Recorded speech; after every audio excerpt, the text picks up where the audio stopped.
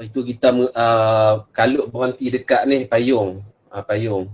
Tadi dalam grup ni ada request saya cerita apa cerita 6 Oktober tu. Okey, cerita sikit lah. Dah ada orang request. Mana ni? Sebab dalam tu cerita hari ni memperingati orang Mesir menang hari tu, perang tu.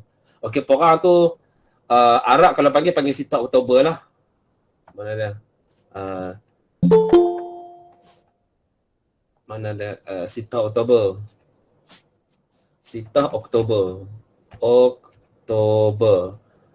Yang bermaksud 6 Oktober. Saya tak tahulah apa nama mula bila. Tapi peperangan ni kata silap saya dia 6 hari. Mesir lawan dengan orang Israel. Perang apa nama orang Israel nak lintas Semenanjung Sinai nak main Mesir, nak conquer. Macam mana tu perang-perang ni saya biasa dengar lah cerita. Apa nama perang-perang tak boleh sebab Israel kan bercerdik. Lepas tu seorang wali lah, tak ingat nama apa, dia doa lah kot ke malam tu. Saya tak tahu dia mimpi jumpa Nabi ke ataupun dia mimpi tak jumpa Nabi, tak tahu antara dua tu. Tapi dalam mimpi tu tunjuk spray ayak dekat padang pasir macam mana tau. So jadi kerajaan tentera Mesir ikutlah mereka spray ayak dekat padang pasir, tak ingat macam mana. Saya pun tak tahu detail sebab tak kaji lagi. Cerita lama di masa saya mula-mula pergi Mesir dulu. Ada spray, lepas tu memang tentera Israel kalah lah.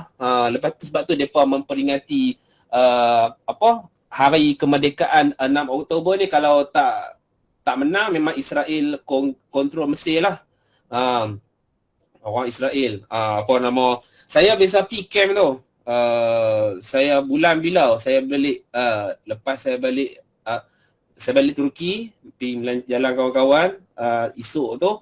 Okey, lusa tu lah saya pergi masuk ke kawasan kubu Israel lah. Tentera Mesir dia buat jadi museum. Maksud kata dalam kubu tu memang Israel buat lah dengan teropong dia tu punya clear. Saya tengok, saya gambar lah, saya terdelete virus masuk.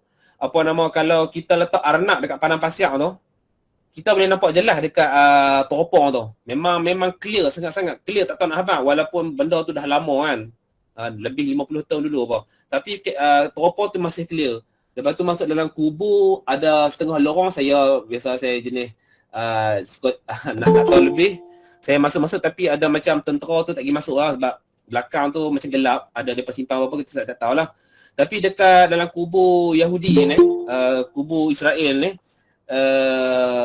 dia museum ni kalau nak pergi dia kena buat macam appointment dulu lagi. Tentera tolong iring kita lah. Saya pergi dengan kawan-kawan.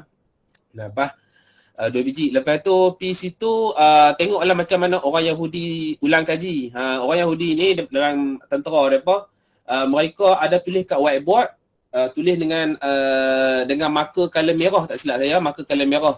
Dia tulis petikan-petikan ayat daripada Taurat. Ada tulis Ibrani, tulisan Ibrani, lepas tu ada tulisan Arab. English tak rasa tak ada kot. Tak tahu lah, tapi yang saya faham tu, yang saya ingat tulisan Ibrani dengan tulisan Arab. Dekat setiap kubu tu dia macam grup ni 10 orang, contoh 10 orang kat grup kubu ni, 10 orang ke sini. Sini dia tempat tidur mereka. Tempat tidur mereka, tempat study mereka. Tentera Yahudi ni depa walaupun depa tentera, depa juga study, educated lah, study Taurat. Adalah topi kecil dia semualah, benda-benda semayang, kita Taurat. Tentera Mesir buat museum, mereka letak dalam kaca, macam kaca kita pergi museum lah. Yang ayat yang banyak saya tengok samalah setiap kubu A, kubu nombor 2, kubu nombor 3 tulis Taurat tu, kamu adalah bangsa yang terpilih, oleh atas sekalian bangsa apa semua tu lah. Jadi bila mereka baca ni setiap hari, mereka jadi motivasi lah, nak rasa depa bangsa yang paling bagus daripada bangsa lain, paling canggih, paling habis semua depa. Daripada situ saya tengok cara orang Yahudi macam orang kata study, suasana study mereka. Lepas tu adalah buku nota, pembaris. Walaupun tentera tapi masih study macam orang sekolah menengah ataupun orang universiti, educated. Yahudi memang educated pun, hatta ke tentera. Jadi situ saya tahu lah macam mana orang Yahudi ni, pasal apa orang Yahudi ni pandai, pasal apa orang Yahudi walaupun mereka ni kafir yang jahat, kafir harbi, tapi mereka pandai. Sebab mereka dari segi benda educated tu mereka ada. Tu cerita sebuah sikit tentang cerita Sita Oktober, 6 Oktober ni. Okey. Kita continue lah. Kalau ada dalam Quran ke, kalau ada benda saya teringat ke, saya habaklah benda luar pada silibus. Payung, kita ulang balik sebab itu kita kalut. Payung adalah mizallatun. Mizallatun. Dia mengaji bahasa Arab ni, apa nama, kalau kita duk fokus Arab sangat, dia mengantuk, dia boring. Dia kena ada juga benda-benda yang luar lah. Sebab dalam Al-Quran kan ada kata inna hadzal Qur'ana naqussu ala Quran ni banyak cerita, jadi tak boring. Okey, mizallah asalnya perkataan zillun. Zillun. Allah. Zillun. Apa itu zillun? Zillun itu adalah bayang-bayang. Bayang-bayang. Jadi mizallah adalah alat yang memberi bayang-bayang. Alat yang memberi bayang-bayang. Zillun adalah bayang-bayang. Orang putih panggil shadow. Payung mizallatun adalah benda yang bagi bayang-bayang. Benda yang bagi bayang-bayang. Jadi payung lah. Dalam surah apa? Wa dhillim mamdud. Surah ni. Surah mana? Surah ni, surah Waqi'ah. Tak saya baca surah Waqi'ah. Mana dah? Surah Rahman. Kemudian surah Waqi'ah. Surah Waqi'ah muka surah 535. 535. Surah Waqi'ah ayat yang ke-30. Wa dhillim mamdud. Dan naungan. Naungan lah, naungan bayang-bayang. Zilluh ni naungan boleh, bayang-bayang boleh. Dan naungan yang terbentang luas. Terbentang luas. Ada hadis. Saya baca hadis saja. Masa zaman muda saya baca hadis saja, saya tak ambil. Sebab dalam kitab tu dah tulis dah hadis ni, ulama apa, kitab apa, muka surat apa, fasal ke berapa, semua dah tulis dah. Jadi bila saya dah makin tua ni, saya kena catat jugalah. Sebab senang nak jadikan bukti rujukan kita. Dulu pakai baca macam tu je. Okey, saya baca itu apa dia? Orang kata apa? Ulama tu syarah. Dalam syurga ada sejenis pokok namanya syajarah tuba. Kalau kita baca Al-Quran pun dalam surah Ibrahim, mana surah Ibrahim? Surah Taubah, surah Ibrahim. Mana dia? Surah Ibrahim, tak silap saya.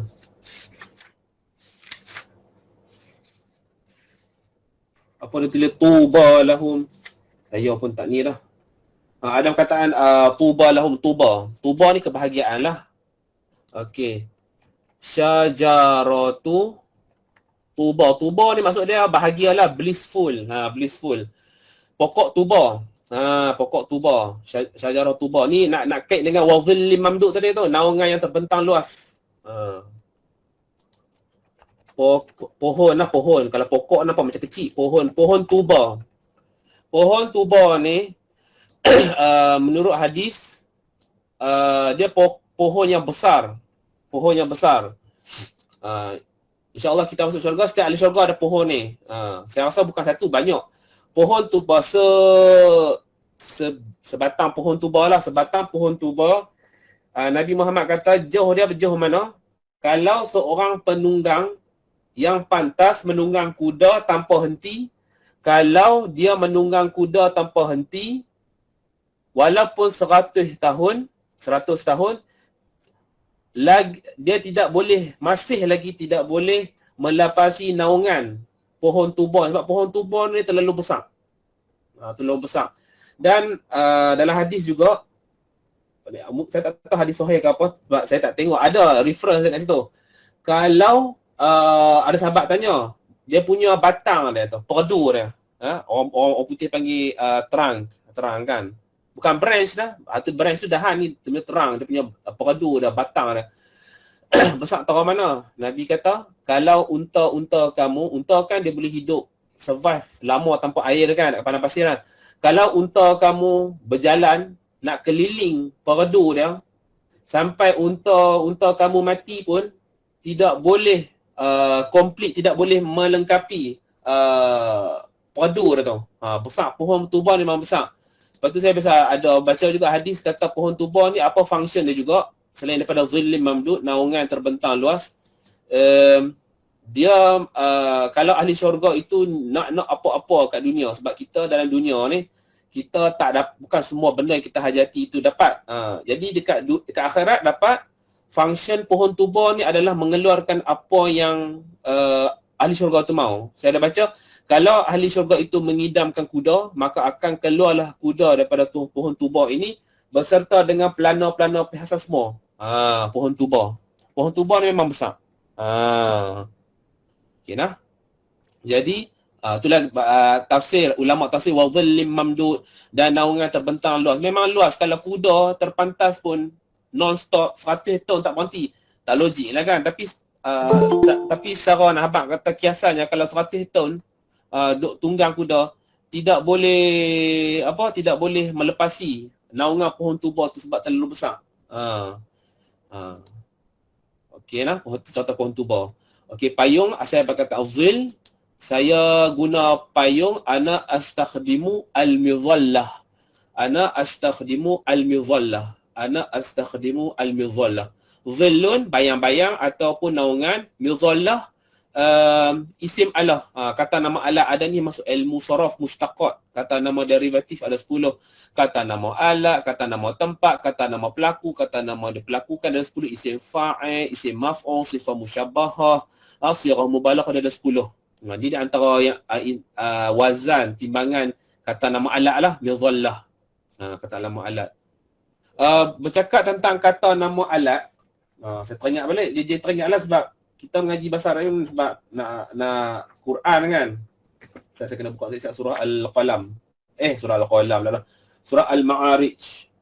Okey, habis kata pohon tuba, saya letak tepi lah. Pohon tuba. Sebab perkataan Arab, contoh kita kata kataba. Kita kata fatahah lah, fatahah. Saya mungkin bagi tuan-tuan dan perempuan yang tak tahu lagi, saya teranglah. Fatahah. Allah. Fatahah ni adalah telah buka. Telah buka. Saya tulis telah ni sebab fi'il madhi, past tense, telah buka. Dia perkataan fatahah ni, kita boleh menjadikan dia isim Allah. Isim Allah, kata nama alat. Kata nama alat nah. Dari fatahah, jadilah miftah. Allah. Miftah, pembuka. Jadi bukan pembuka, maksudnya kunci lah. Kunci. Miftahun.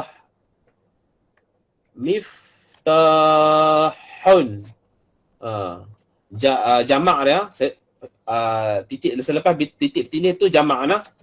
Mafatih, kunci. Mafatihu. Tak boleh baca hun sebab ini adalah kata nama dipta, iaitu isim mamnu' min as-sarf. Tidak boleh dibaca dengan tanwin. Okey, daripada perkataan fatahah ni kita boleh buat 10 mustaqat. Kalau pembuka Fatih, Sultan Muhammad Al-Fatih, sebab dia pembuka, dia conquer, dia buka. Maftuh, kedai ini sudah buka. Maftuh adalah wazannya. Isim fa'il, isim ma'ful lah 10 tu. Antara 10 mustaqat adalah kata nama Allah, kata nama alat, ismul Allah. Daripada fatahah kita boleh buat miftahun, iaitu kunci. Mafatihu adalah kunci-kunci. Sebab selepas titik tindih ni adalah jamak. Saya tak boleh apa nama bubuh bilah. Bagi kita tahu kan. Okey, jim ni. Mana dia? Selepas jim ni adalah jamak lah, plural dia. Satu kunci adalah miftahun. Kalau kunci-kunci banyak, mafatihu. Mafatihu. Okey. Perkataan seterusnya. Okey, Miftah kita duduk tangan ni lah. Kita tak tangan ni. Saya nak cerita tentang Mi'raj. Saya nak cerita tentang Mi'raj. Kita tahu lah Isra' tu jalan malam daripada Mekah ke Baitul Maqdis. Mi'raj tu perjalanan daripada Baitul Maqdis ke langit kan. Tapi nak cerita dalam Quran apa?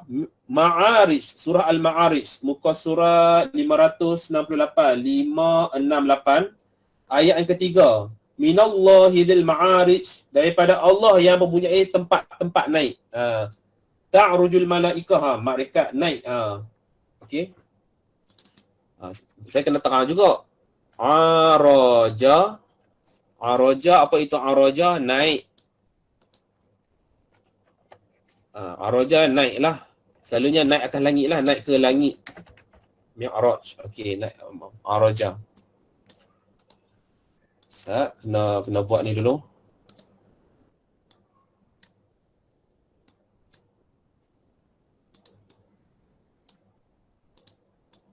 Tak mau turun. Okey.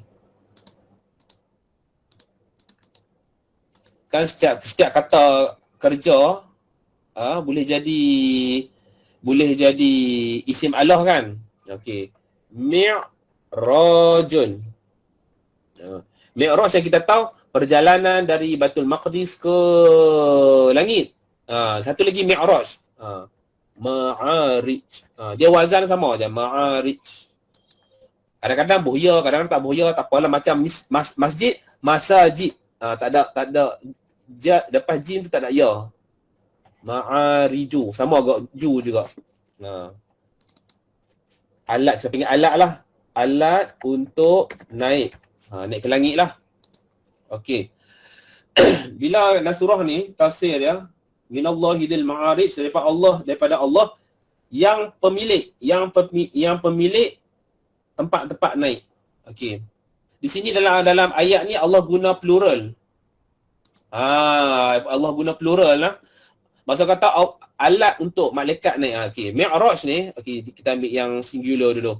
Dia ada banyak makna. Setengah ulama mengatakan tempat amalan naik daripada bumi ke hadrat Allah lah. Ada setengah kata tempat roh orang yang beriman naik ke langit, sebab bila mati orang beriman semua duduk kat langit ketujuh, tak salah saya. Kalau orang yang bukan beriman, roh mereka ke alam barzah akan duduk di sijin. Ada aliyin, sijin apa semua tu. Okey, Mi'raj yang makna yang ketiga, saya rasa ramai orang suka pendapat ni, adalah tempat, adalah alat untuk malaikat naik ke langit. Okey. Untuk naik ke langit. Tapi dalam surah ni Allah guna plural. Jadi difahami bahawa alat untuk malaikat naik ke langit adalah banyak. Ma'arij. Malaikat menggunakan ma'arij. Kalau baca kitab Arab dia guna mas'adul malaikah, mas'ad. Mas'ad ni kalau kita mas'ad, saya tulis mas'ad lah. Mana ada mas'ad? Dia Quran ni memang dia tak habis, kalau kita mengaji dia tak habis. Dia banyak lagi. Mas'ad. Ulama kalau tafsir dia guna mas'ad. Apa itu mas'ad? Mas'ad ni kalau macam bahasa kita lift lah. Mas'ad. Mas'adun. Lift. Tapi tak bolehlah kita terjemah lift. Sebab kita tak tahu Mi'raj macam mana. Tapi kalau macam ikut kitab Kifayatul Muhtaj, penulis nama apa Daud tu, dia kumpul dalam berapa orang sahabat, 7-8 orang apa, yang riwayat hadis Isra Mi'raj. Ada 3 ke 5 cerita dia combine jadi satu cerita dalam satu buku Kifayatul Muhtaj. Dia ceritalah Mi'raj ni dia macam tangga naik ke langit. Apa nama, tangga nombor 1 jadi pada emas, tangga nombor 2 jadi pada perak, tangga nombor 3 emas. Itu berselang-seling, emas perak, emas perak. Dia contoh. Dia setiap tu malaikat tu adalah bertatahkan permata, adalah ulama tu tulis dalam Kifayatul Muhtaj. Yang penting Mi'raj ni bila untuk info barulah, Mi'rajun, jamaknya ma'ariju, adalah satu ciptaan Allah, satu alat, kita kata alat lah senang sikit kan, bagi faham. Satu benda, satu benda ataupun satu alat, satu benda ciptaan Allah yang digunakan oleh para malaikat untuk naik turun langit ke bumi, naik pula bumi ke langit, langit ke bumi, naik turun. Macam tu. Dia katakan Rasulullah, dia memanglah naik burak. Dia guna juga Mi'raj ni. Mi'raj ni. Dia benda rek-rek ni dia perlukan kepada pendapat tapi kita nak syarak sini lama lah. Tapi Ma'arij tu adalah isim Allah. Isim Allah, kata nama alat. Tapi dia ada satu ciptaan Allah. Apa nama, dia ada pembahagian pula. Kadang-kadang kadar dia 1000 tahun. Dalam ayat nombor 4 dia kata khamsina alfasanah, 50,000 tahun. Dia ada apa saya tak baca lagi tafsir dah sebab dia nak baca tafsir ni dia memerlukan kepada fokus yang kuat lah. Ni saya tak apa kuat. Okey. InsyaAllah nanti kalau apa saya pun nak tahu juga, saya tulis dalam catatan lah. Apa nama, sebab kalau tuan-tuan tengok dalam ayat keempat, ta'rujul malaikatu war-ruhu ilaihi fi yaumin kana miqdaruhu 50 alf sanah. Malaikat naik dan roh Jibril lah kepadanya, pada Allah dalam masa sehari dan ukurannya 50,000 tahun. 50,000 tahun. Tapi kalau tuan-tuan dan puan-puan tengok dalam surah Sejadah, mana dalam surah Sejadah? Surah Fatir, surah Sejadah. Sejadah. Okey. Surah Sajadah, As-Sajadah, muka surat 415, 415. Ayat kelima. Yudabbirul amra minas sama ilal ard. Allah Taala mentadbir urusan daripada langit ke bumi. Okey. Summa ya'ruju ilaihi fi yaumin kana miqdaruhu alf sanatin mimma ta'udun. Kemudian naik araja, dia guna perkataan araja juga ni, araja ni. Summa, kemudian ia naik, urusan tu naik kepadanya, kepada Allah dalam satu hari adalah ukurannya 1000 tahun dari apa yang kalian hitung. Sak kata 1000, sak kata 50,000. Itu saya dah baca tapi saya tak larat nak fokus tu. Saya postpone lah. Jadi saya kena letak dalam nota baca beza. Pasal apa ayat ni kata 1000, ayat ni kata 50,000. Saya buat catatan saya lah. Sebab benda ni kena tahu lah sebab berkaitan Quran kan. Okey. Jadi tuan-tuan dan perempuan dah tahu dah apa itu Mi'raj dan Jama' dan Ma'arij. Dia satu ciptaan Allah. Tu nak kita syarah ni pun dah setengah jam. Dia benda ni biasa sebab kalau kat Mesir, kalau tuan-tuan pergi talaqi, memang satu kitab tak boleh habis dalam masa setahun. Dia akan masuk tahun kedua ataupun 2 tahun setengah sebab nak syarah tu. Sebab Imam Syafi'i ada bagi pesan, kalau kamu belajar Al-Quran, maka luaslah ilmu kamu. Kalau kamu Al-Quran ni banyak lagi dah ada kaitan dengan hak ni banyak kan. Kalau kamu belajar hadis, maka kuatlah hujah kamu. Kalau kamu mengaji perkara lain, maksud kata ilmu duniawi yang lain, maka lembutlah tabiat kamu. Imam Syafi'i kata. Okey, saya guna payung, teruskan ana astakhdimu al-mudhallah. Okey. Baju hujan. Baju hujan mi'taful matar. Mi'taful matar. Okey, mi'taful matar. Mi'taful matar. Mi'taf ni apa? Macam jaket lah kot. Jaket hujan. Saya ada benda ni. Catatan saya. Mana dia? Sebab dalam Al-Quran hujan ni Allah guna macam-macam perkataan. Matar, kadang-kadang langit. Ada catatan ni. Saya kena ni dulu saya buat dah nota saya sendiri. Pokok tuan-tuan perempuan nak catat lah kan Ustaz. Okey. Kena buka nota saya. Okey. Dalam Al-Quran perkataan hujan, perkataan sebenar hujan ada 8 kalimat Allah guna. Perkataan kiasan ada 4. Okey. Pertama sekali kalau kita tengok hujan, Allah guna al-ma' lah, al-ma' iaitu air. Wa anzala minas sama'i ma'a. Allah menurunkan daripada langit itu air. Okey. Kemudian al-matar. Makna sebenar adalah hujan lah. Macam saya tulis kat sini. Hujan. Kemudian makna kiasan, azab dan balasan lah. Azab dan balasan. Kemudian Allah guna al-ghaith. Al-ghaith. Kadang-kadang Allah guna al-ghaith.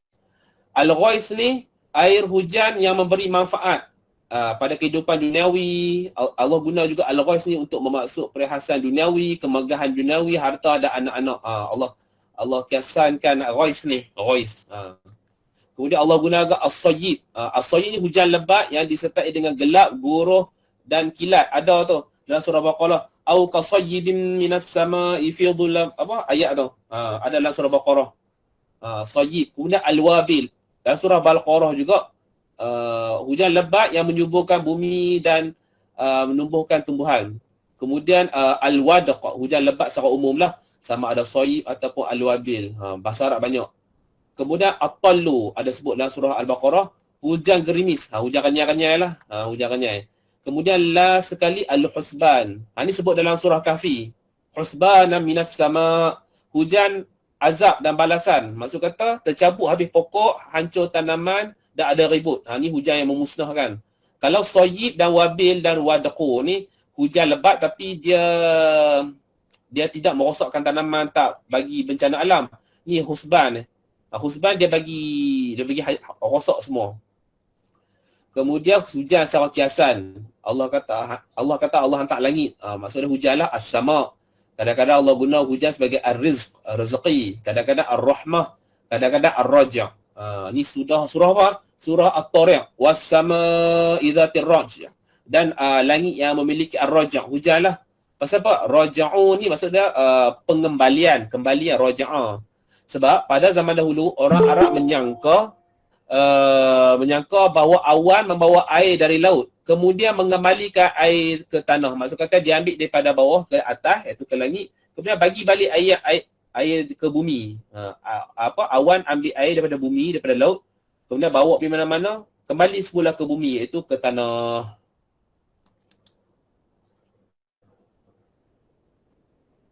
Okey. Baju hujan, mi'taful matar. Kita guna matar lah.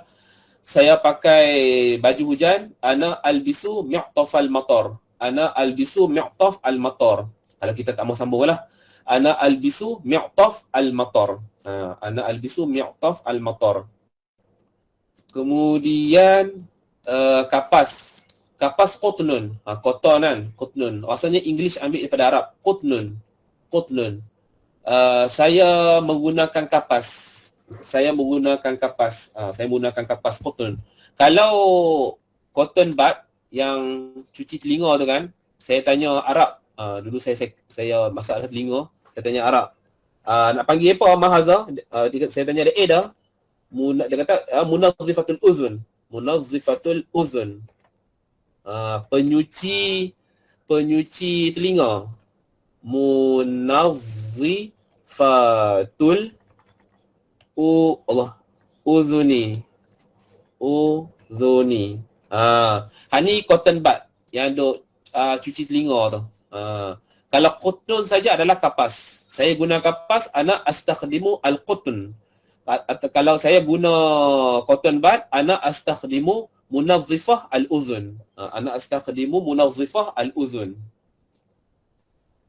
Okey. Kemudian jarum. Jarum adalah ibratun. Ada dalam surah Isra ni ada. Ibratun. Ibrah adalah jarum. Saya guna jarum, ana astakhdimu al-ibrah.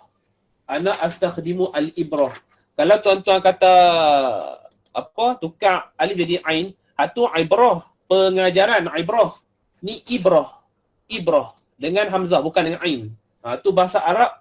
Kalau ubah baris, ubah huruf, tambah harakat, dia ubah makna. Mana dia? Okey. Dalam Al-Quran, muka surat 155 nah, 155. ayat yang ke-40. Ni orang yang takbur. Wala yadkhulunal jannata hatta yaljal jamalu fi sammil khiyat. Dan tidaklah mereka masuk ke dalam syurga sehingga masuk unta ke dalam lubang jarum. Arab dalam Quran lubang jarum dia tak katalah hufratul ibrah. Dia kata sammul khiyat. Sammul khiyat. Sammul khiyat.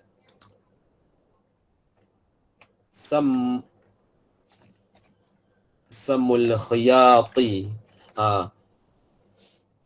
Khiyat ni adalah jahitan lah. Samu ni kalau ikut ni lubang lah. Lubang jahitan, lubang jarum lah. Dia tak kata samul ibrah. Kita mengaji jarum ibrah kan. Dia kata samul khiyat. Bahasa Arab ni tuan-tuan dan puan-puan kena faham. Dia turun pada zaman Rasulullah. Jadi perkataan dan juga orang kata apa, dilalah dia. Dia punya makna dia, mafhum makna dia kadang-kadang tak sama lah macam zaman sekarang.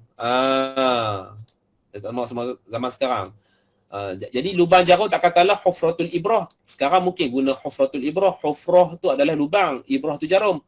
Hufratul ibrah lubang jarum. Tapi guna samul khiyat ni ikut zaman Rasulullah. Ni tuan-tuan jaga nah. Sammu. Sammu.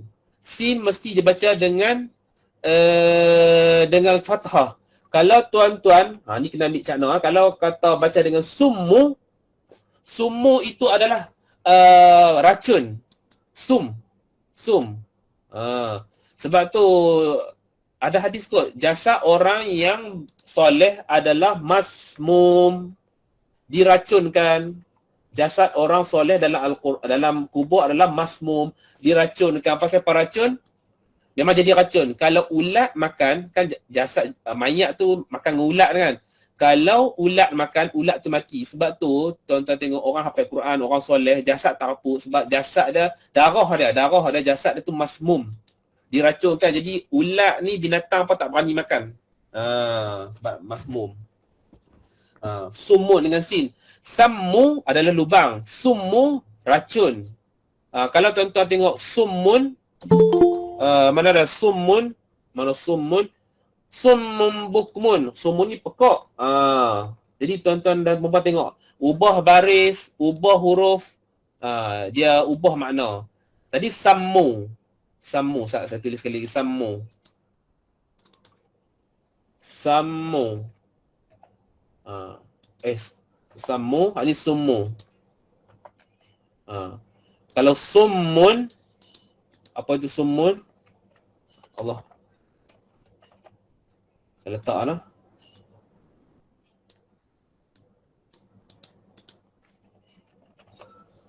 Kalau summun ni pekak.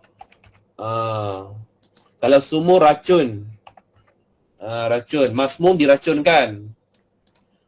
Kalau sammu, saya dekat sini lah. Sammu adalah lubang jarum. Lubang jarum. Okey. Habislah. Jarum, kaitan dengan jarum. Okey, benang. Benang, kita teruskan. Benang adalah khaitun. Khaitun. Khaitun. Mana? Ada sebut dalam surah Baqarah, dicerita tentang puasa. Mana dia? Ayat tentang puasa ni. Tak saya cari. Mana dia? Ada ayat tentang puasa. Okey. Khaitun adalah benang. Ni khiyat. Khiyat main pada khaitun lah. Khiyat ni jahitan. So, kalau khaitun adalah benang. Benang. Saya guna benang, ana astakhdimu al-khait. Ana astakhdimu al-khait. Okey, ada sebut dalam Al-Quran. Muka surat 29. Surah Al-Baqarah 29 ayat 187. 187. Mana dia? Hatta yatabayyana lakumul khaytul abyadu minal khaytil aswadi minal fajr. Iaitu wa kulu washrabu hatta yatabayyana lakumul khaytul abyadu minal khaytil aswadi minal fajr. Makanlah dan minumlah sehingga jelas bagi kalian benang putih, khayt abyad, daripada khayt aswad, daripada benang hitam dari fajar. Maksud kata bila nyatalah malam dengan siang, bila fajar tu dah nyata, maksud kata fahamlah, kata cahaya sudah ada khayt. Saya guna benar khayd. Dulu saya hafal membuta macam tu ya. Lepas tu bila pergi Mesir tu bulan pertama tu abang ada orang yang nak jahit baju. Lepas tu dia kata khayd. Lepas tu abang tu dia kata khaytul aswadi minal khaytul abyadi khaytul abyadu minal khaytul aswad. Baru saya fikir, perkataan benar ada juga orang dalam Al-Quran tu. Cuma saya zaman tu lah, zaman umur 20 hafal membuta Quran. Lah ni saya bagi perhatian lah. Khayd. Okey, alat soleh. Alat soleh adalah mikyajun. Mekak lah makyajun, mikyaj. Tapi yang saya tengok baca dengan fathah lah makyajun. Makyajun. Saya menggunakan alat soleh ni perempuan lah. Ana astakhdimu al-makyaj. Ana astakhdimu al-makyaj. Kadang-kadang alat solek ni bukan untuk perempuan saja. Contoh macam orang dekat Hollywood kan, dia nak reka muka zombie ke, muka alien ke. Dia gunalah alat solek ni. Okey, habis dah bab baju. Habis dah bab baju. Maka kita akan teruskan ke rumah. Okey, bismillahirrahmanirrahim. Rumah. Rumah bab yang ke-5 lah. Ada 9 bab semuanya. Yang last sekali adalah haiwan. Sebab haiwan ni banyak. Jadi bab rumah. Okey, rumah. Baitun. Baitun. Baitun. Baitun rumah. Saya di rumah. Ana fil bait. Ana fil bait. Ana fil bait. Okey. Okey, saya tahu. Kadang-kadang ada orang mengaji bahasa Arab. Okey, dia akan kata baitun ni asalnya bata. Apa maksud bata? Bata. Pasal apa? Bait ni asalnya perkataan bata. Apa maksud bata? Telah. Telah lah. Senang kata tak sebut telah. Bermalam-malam. Tempat kita bermalam-malam lah. Rumah kita kan. Kita, kalau orang tu macam Genghis Khan ke, bila mereka bergerak dalam secara, ada tu panggil rumah Genghis Khan, ni bahasa Turki pun guna, panggil yurt. Yurt tu dia macam khaimah bulat yang boleh portable atas kereta kuda. Ni Genghis Khan, sebab tu dia boleh bina empire dia. Orang Mongolia. Dia panggil yurt. Yurt bahasa Turki, khaimah tu dipanggil yurt juga. Dan boleh juga dipanggil sebagai asrama. Saya duduk asrama Turki tu panggil yurt. Ben Turki yurta kaldım. Saya duduk dalam asrama orang Turki. Okey, bata. Bata bermalam-malam. Daripada perkataan bata, datanglah perkataan baitun. Okey. Tapi kalau baitullah tak bolehlah kita kata Allah bermalam-malam, mana boleh, sebab walaupun asalnya perkataan baitun asalnya daripada perkataan bata bermalam-malam, tapi sudah digunakan untuk makna rasmi yang utama untuk rumah baitun. Jadi tak boleh katalah baitullah tempat Allah bermalam-malam. Tak bolehlah macam tu, sebab Allah tak berhajat kepada tempat. Okey. Okey, baik. Okey, bilik. Bilik ghurfatun. Ghurfatun. Saya berada dalam bilik, ana fil ghurfah. Ana fil ghurfah. Okey, ayat Quran. Dia mesti ada ayat Quran. Dia tak boleh bahasa Arab, dia tak boleh pisah daripada Al-Quran. Okey. Ghurfah. Kalau al-hujrah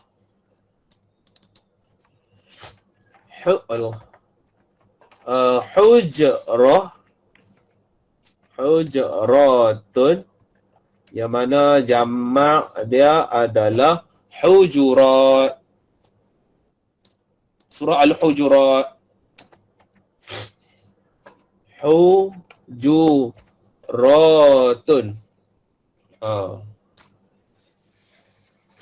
Mana surah kena buka ni, surah Ankabut.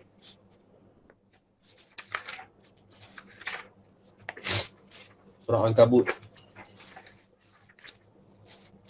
Okey. Kalau hujurat, saya tak kaji lagi apa beza dah, saya nak kena tulis dalam nota. Kalau hujrah tu dengan hujurat, yang ni digunakan untuk bilik isteri Rasulullah. Sebab tu adalah surah Al-Hujurat.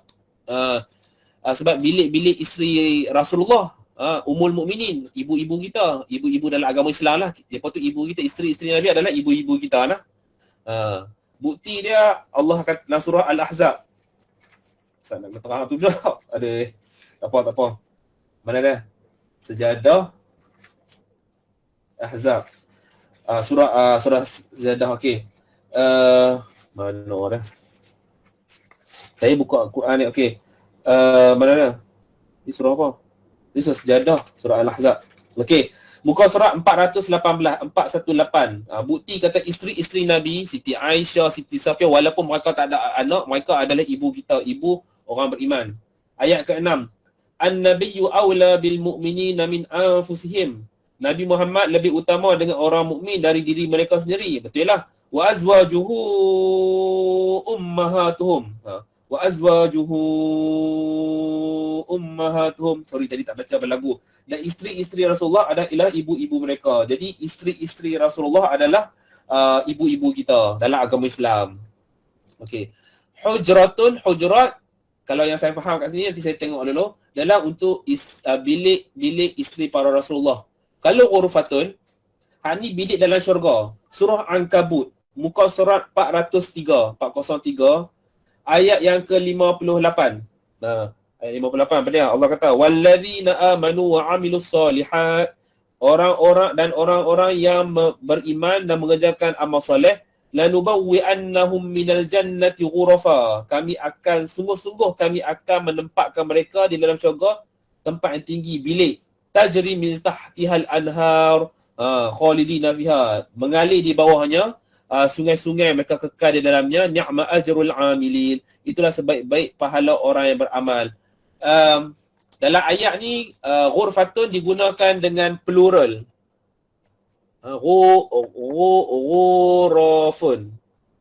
Ghurafun, bilik-bilik, jamak dia. Allah guna dengan jamak. Jadi ada ulama lah dia cerita apa maksud ahli syurga mendapat bilik-bilik dalam syurga. Maksud kata dia kata cuba bayangkan kalau kita pergi macam Dubai. Mana kita Dubai kan? Dubai, Abu Dhabi, negara-negara hak kaya tu lah, tengok bangunan mereka tinggi-tinggi. Dan setiap tingkat itu ada apartmennya kan? Ada apartmennya, ada bilik-bilik. Jadi macam itulah syurga. Ada bangunan yang tinggi-tinggi, lepas tu ada bilik-bilik, ada tingkat-tingkatnya. Tingkat-tingkat. Jadi ahli syurga kalau ikut ulama tu kata dapat bilik-bilik, dapat apartmen, rumah-rumah yang ada kat tingkat-tingkat. Macam itulah. Tapi memang pun kalau kita pergi mana New York ke, mana ada bangunan tinggi-tinggi kan, kita tengok syoknya kawan tu duduk apartmen, rumah tinggi-tinggi. Macam itulah kita try bayangkan macam tu huruf. Tapi hakikatnya kita tak tahu macam mana. Jadi ulama tu cuba bagi benda yang dekat dengan imajinasi manusia lah. Ahli syurga, dalam syurga dia dapat apartmen dalam bangunan-bangunan yang tinggi dalam syurga. Ni Google hantar dah 15 minit lagi. Ghurfah. Nanti saya tengok apa beza hujrah dengan ghurfah. Sebab surah Al-Hujurat ni, pasal apa surah Al-Hujurat ni Allah turun? Allah nak tegur orang Islam lah, orang Islam. Orang Badawi tak silap saya. Yang cerita ni. Tuan-tuan dan puan-puan baca sendiri lah apa surah Al-Hujurat ni. Tapi ayat yang saya ni lah, ayat nombor 2. Ayat nombor 1, 2, 3, 4, 5. Nombor 5 lah, innal ladzina yunadunaka min wara'il hujurati aktsaruhum la ya'lamun. Surah Al-Hujurat, muka surat 515 ayat 5, ayat 4. Sungguhnya orang-orang yang memanggil kamu dari belakang kamar-kamarmu, itu di luar bilik, kebanyakan mereka tidak berakal. Dia pasal apa? Mereka mai ramai-ramai.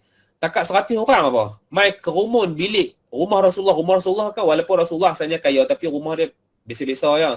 Mai keliling rumah Rasulullah. Dia panggil, ya Muhammad, panggil nama, panggil dengan suara tinggi, Muhammad no. Jadi itu mengganggu privasi Rasulullah lah.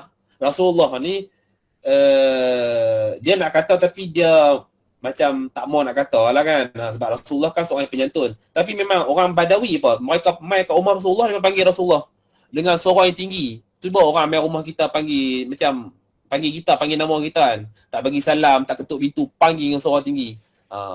Tak ada adab lah. Jadi ayat ni nak menegur mereka. Okey. Kita teruskan bilik tidur. Bilik tidur kita ambil ghurfah juga nah. Kita ambil ghurfah juga. Kita tambahkan tidur, naum. Ghurfatun naum. Naum pula. Saya nak tafsir naum pula. Siapa kita baca dulu. Saya berada dalam bilik tidur, ana fi ghurfatin naum. Ana fi ghurfatin naum. Okey, saya nak terang ayat kursi. Ayat kursi nah. Allah. Ayat kursi. Kita ada an-naumu. Itu tidur. Kita ada an-na'su. Kan mengantuk kan? Na'is. Arab kata na'is. An-na'su. Kita ada sinatun. Allahu la ilaha illa huwa la ta'khudhu sinatun wa la nawm. Okey. Bukan sunnah, mek je sunnah. Sinatun. Jadi kita panggil na'su lah. Allah. Na'sun. Kita buang alif lam lah, kita buang alif lam. Na'sun. Naumun.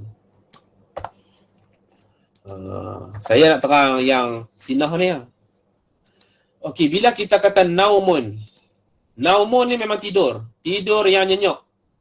Tidur nyenyak. Naumun ni tidur nyenyak. Tidur ah. Okey, na'sun ni pula. Okey, naumun ni tidur yang nyenyak. Memang sudah terlelap, tak sedap apa dah, tidur. Okey, naumun. Kalau na'sun, dia tidur macam orang pergi mesyuarat. Saya biasa jadi cikgu, saya tahu lah pergi mesyuarat ataupun orang dengar khutbah Jumaat. Asal dengar ceramah lah, dengar apa? Pergi program dengar ceramah kan. Dia macam tertidur, terlelap, terpejam mata, terhengguk, terjaga. Dia hampir-hampir nak naumun. Hampir-hampir nak naumun, tapi dia antara naumun dengan jaga. Dia boring. Main dekat dewan kat hotel kan dengar ceramah boring. Dia tak mau main pun. Boring. Dia pejam mata, dia tersengguk-sengguk. Dia tersengguk-sengguk. Ni kita panggil na'sun. Mengantuk, macam tidur dah, tapi masih sedap lagi. Duduk-duduk. Tersengguk-sengguk, kita panggil na'sun. Kalau sinah, bukan sunnah, sinah. Ni dia macam dia menguap. Dia mengantuk. Dia tidak lagi tutup mata dia. Dia tidak lagi tutup mata. Tapi muqaddimah mengantuk tu, permulaan mengantuk, nak tidur tu main dah. Dia mengantuk kan. Macam tu, dia mengantuk kan. Dia sudah menguap-menguap dah. Jadi bila la ta'khudhuhu sinatun wala naum. Allah ni sinah pun tak pernah sentuh. Allah tak pernah mengalami sinah dan Allah tidak pernah mengalami tidur. Na'sun ni tengah-tengah lah antara sinah dengan naumun. Sinah ni macam tuan-tuan duduk apa? Kadang-kadang tak mengantuk pun. Dia dah mula menguap dah. Ni panggil sinah. Ni panggil sinah. Arab dia ada level-level dah lah. Okey. Kita teruskan dapur. Dapur matbakhun. Saya berada di dapur. Ana fil matbakh. Jangan terconfuse. Ni ramai. Student saya ramai terconfuse. Iaitu dengan mat'am. Mat'amun ni bukan dapur. Dia restoran boleh. Kantin boleh. Kantin boleh. Mat'am. Sebab dapur, matbakh, asalnya tabakha. Dapur tu tempat kita masak betul kan? Tabakha yatbukhu. Nak baca yatbakhu boleh. Saya suka baca dengan ba dhammah yatbukhu. Kalau mat'am ni tempat kita makan. Walaupun memang makan, restoran, kantin. Dalam mat'am mesti ada matbakh, ada dapur. Dalam dapur tidak ada mat'am, ada meja makan saja. Meja makan. Kau ingat makan pula. Aduh. Saya kena terang Maidah, surah Al-Maidah. Okey, dapur matbakh. Mat'am adalah restoran ataupun kantin. Dalam mat'am ada matbakh. Okey. Saya di dapur, ana fil matbakh. Saya di restoran ataupun kantin, ana fil mat'am. Matbakh dapur, mat'am kantin. Maidah. Surah Al-Maidah. Okey. Maidatun. Maidah. Hidangan. Surah Al-Maidah, hidangan dari langit. Hidangan dari langit. Okey. Dulu saya duk bayang bila kata Nabi Isa minta hidangan dari langit, kan Hawari yang 12 tu minta hidangan dari langit kan. saya duk ingat hidangan dari langit ni macam gambar Aladin. Ada pinggan, ada talam, ada makanan, ada ayam, ada jak minuman mai daripada langit. Mai daripada langit macam tiket terbang tu. Mai dia turun. Dia parking atas tanah. Dulu saya bayangkan macam tu. Saya baca tafsir saya bukan macam tu.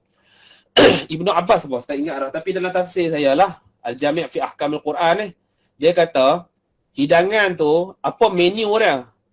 Air tak ada nah. Air nak ada apa? Air boleh guna air sungai, Sungai Jordan ada, kita ada air telaga, ni hidangan. Menu dia adalah roti dan juga ikan bakar. Sos tak ada. Saya tak tahu sos ada. Okey, kalau ikut dalam riwayat tu, Nabi Isa suruh letak dekat tanah lapang. Saya rasa mereka letak sekat depa hampar kain, kemudian depa letak talam lah banyak-banyak tu. Okey, kemudian hidangan ni memang turun daripada langit, masuklah dalam talam tu. Menu dia roti bakar, tak silap sebut roti lah, roti khubzun, kita ngaji khubzun kan. Roti dan juga ikan bakar. Tu menu dia. Ayam bakar tak ada. Roti dan ikan bakar sahaja. Memang jatuh atas talam tu. So nak bagi makan berapa orang?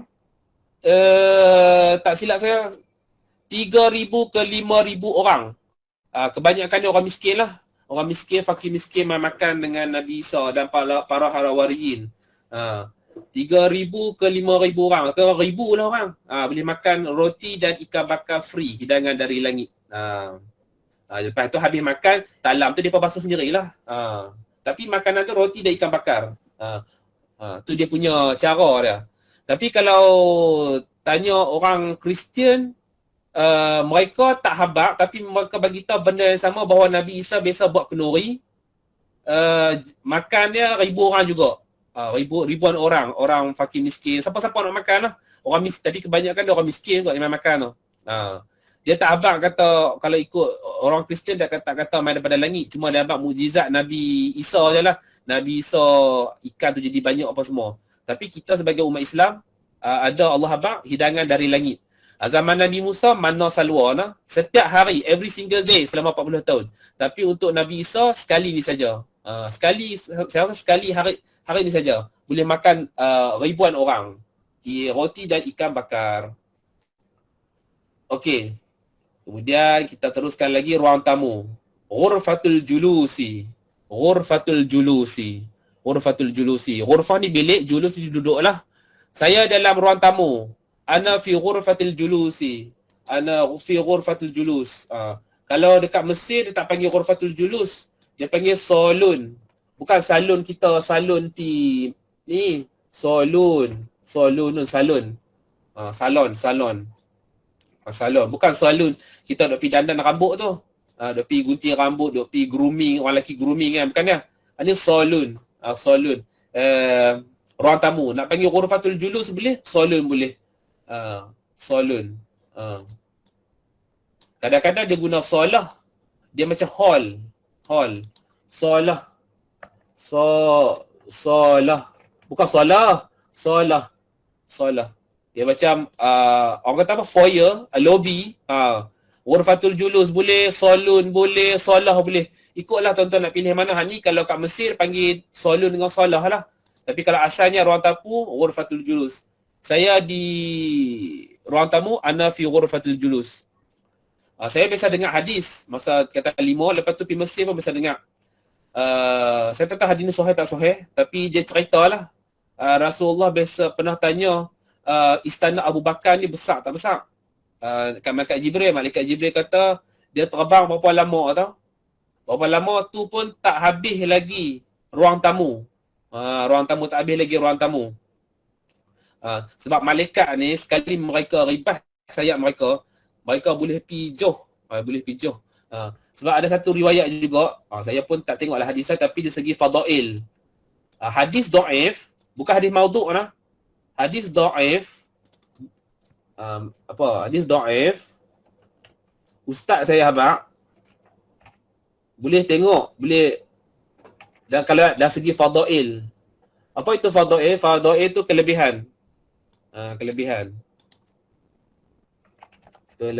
Kelebihan.